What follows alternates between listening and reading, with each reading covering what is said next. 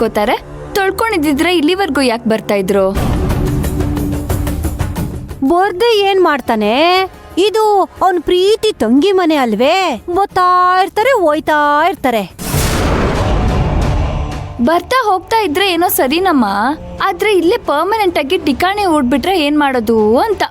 ಅದ್ ಹೆಂಗೆ ಇಲ್ಲೇ ಠಿಕಾಣಿ ಹೊಡ್ಕೊಂಡ್ ಕೂತ್ಕೊಂಡ್ಬಿಡ್ತಾರೆ? ಅವ್ರಿಗೇನು ಮನೆ ಮಠ ಅನ್ನೋದೆಲ್ಲ ಇರಲ್ವೇ? ಎಲ್ಲ ಇರ್ಬೋದು, ಆದ್ರೆ ಏನ್ ಪ್ರಯೋಜನ? ಪಾಪ ಕಟ್ಕೊಂಡೋಳು ಅಮ್ಮ ಅಪ್ಪ ಎಲ್ರು ತುಳಸಿನ ಕೊಲೆ ಮಾಡಕ್ ನೋಡಿ ಜೈಲ್ ಸೇರ್ಕೊಂಡಿದಾರಲ್ಲ. ಅಯ್ಯೋ ಹೌದಲ್ವೇ, ನಾನು ಅದನ್ನ ಮರ್ತೇ ಬಿಟ್ಟಿದ್ದೆ ನೋಡು. ಹ ಆದ್ರೂ ನಮ್ ಶಿವಣ್ಣಂದು ದೊಡ್ಡ ಮನ್ಸು ಕಣೆ. ತನ್ ತಂಗಿನ ತನ್ನ ಹೆಂಡತಿನೇ ಕೊಲೆ ಮಾಡಕ್ ನೋಡಿದ್ಲು. ಆದ್ರೂ ಅದನ್ನೆಲ್ಲ ಮರ್ತು ತಂಗಿ ಮನೆಗೆ ಉಣ್ಣಕ್ ಬಂದವನೆ.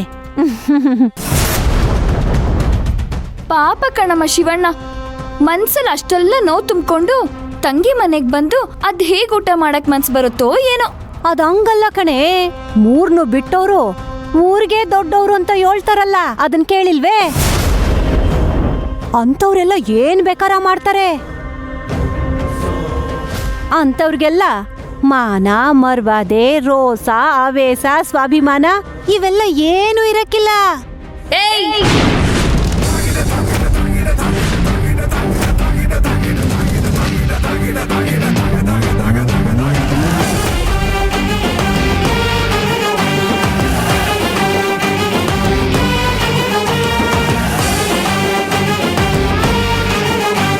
ಏನ್ ಮಾಡ್ತಾ ಇದ್ದೀರಾ? ಏನು ಇಲ್ಲ ತುಳಸಿ, ಪಾಪ ಹೆಂಡತಿ ಅತ್ತೆ ಮಾವ ಎಲ್ಲ ಜೈಲ್ ಸೇರ್ಕೊಂಡವ್ರಲ್ಲ, ಅದಕ್ಕೆ